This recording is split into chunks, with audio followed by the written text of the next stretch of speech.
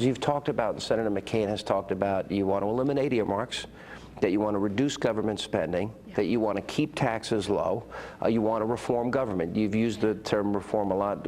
Senator McCain has used the term reform a lot. Many people have gone to Washington, and they've made these promises, especially when it comes to cutting spending, and it doesn't happen. How do you make this happen? Look how partisan it is in Washington right now. How do you get that accomplished? Yeah, it's gridlock, and that's ridiculous. That's why we don't have an energy policy. That's why there hasn't been the reform of the abuse of the earmark process. And real reform is tough, and you do ruffle feathers along the way.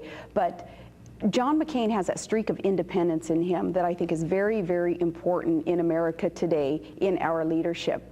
I have that within me also, and that's why John McCain tapped me to be a team of mavericks, of independents coming in there without the allegiances to that cronyism, to that good old boy system.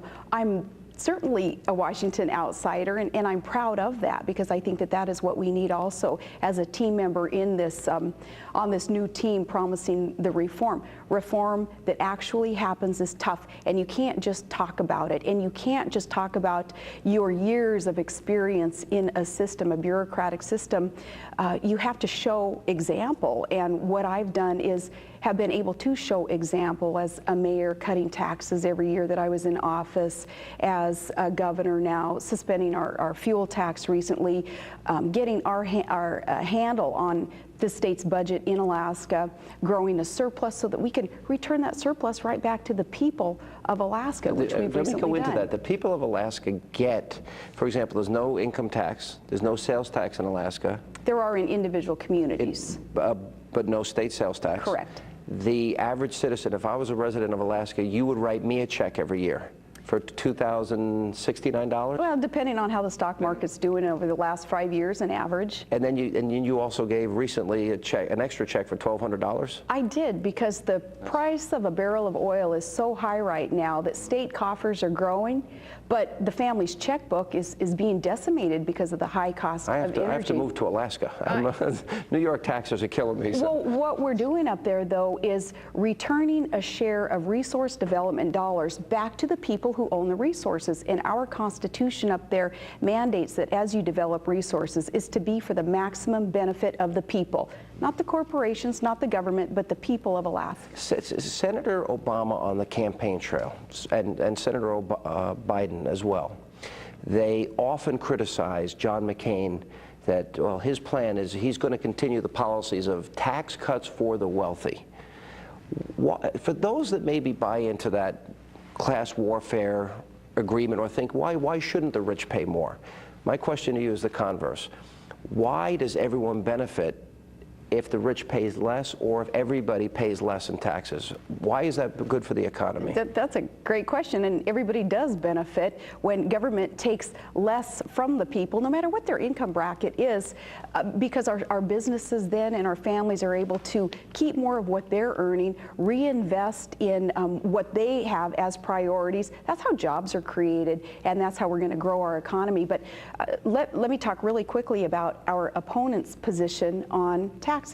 Barack Obama has had 94 opportunities to be on the side of the American taxpayer, and 94 times he has chosen to be on the opposite side. He could have either voted for tax cuts or at least not for tax increases, and 94 times he has chosen, I believe, the wrong position on those. And that's going to be a key issue in this campaign.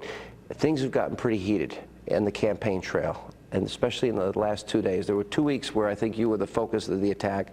Now it seems that the focus of the attack is Senator McCain. Do you think these attacks and ratcheting up these attacks by Barack Obama, I don't know if you had a chance to see his speech yesterday, and by Senator Biden, do you think these attacks will be effective?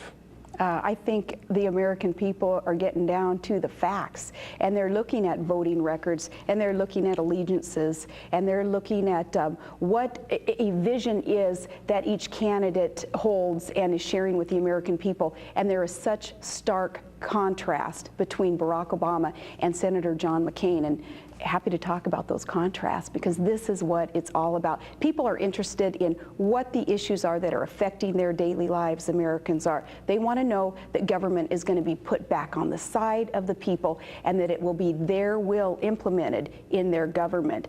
The people of America realize that inherently, all political power is inherent in the people, and government is to be implemented, policies are, on behalf of the people and the will that they desire that their government engage in.